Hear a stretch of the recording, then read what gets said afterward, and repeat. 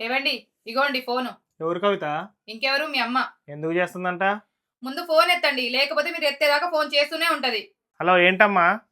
ఏం లేదయ్యా, నిన్ను పిల్లల్ని చూడాలనిపించి వచ్చా. దారిలో నువ్వు రాసిచ్చిన ఇంటి అడ్రస్ కాగితం ఎక్కడో పోయిందయ్యా. పోయిన కాగితాన్ని పొద్దునుంచి ఎతికి ఎతికి ఏం చేయాలో అర్థం కాక నీకు ఫోన్ చేశా అయ్యా. బస్ స్టాండ్ లో ఉన్నారా అయ్యా? మొన్ననే కదా నేను వచ్చిపోయావు. ఇప్పుడు కవితకు కూడా ఒంట్లో బాలేదు. ఇప్పుడు నిన్ను తీసుకొచ్చి దాన్ని ఇబ్బంది పెట్టలేను. అయ్యో, కోడలికి బాలేదారా? ఒక్కతే పని ఎలా చేసుకుంటది? నేను వస్తాలేరా, నేను వచ్చి చూసుకుంటా. ఇప్పుడు నువ్వు వచ్చి చేయాల్సిన అవసరం లేదులే గానీ వచ్చిన దాన్ని వెళ్ళిపో. నిన్ను తీసుకొచ్చేంత టైం నా దగ్గర లేదు. ఇంతకీ ఛార్జీకి డబ్బులున్నాయా అమ్మా? ఉన్నాయ్యా, ఇక నేను వెళ్ళానా? అదేగా అమ్మా నేను నీతో చెప్పేది.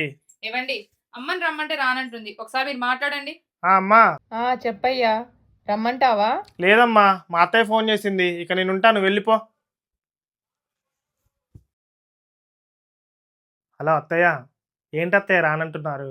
ఈ మధ్య అసలే మీకు ఒంట్లో బాగాలేదు. ఒక వారం రోజులు ఉండి పోదురు రండి అత్తయ్య. బావాలు కూడా లేరంటున్నారు. ఒక్కళ్ళే ఏముంటారు, ఏం తింటారు? ప్లీజ్ అత్తయ్య, నా కోసం రండి అత్తయ్య. సరే అల్లుడు, వస్తాలే. ఏందంట మీ అమ్మ ఫోన్ చేసింది? వస్తా వస్తా అని చంపుతుంది. నేనే పొమ్మని చెప్పినా పోతుంది. ఎందుకంట? వచ్చి నన్ను చంపుకు తినడానికా? అదే చెప్పిన, పోయింది.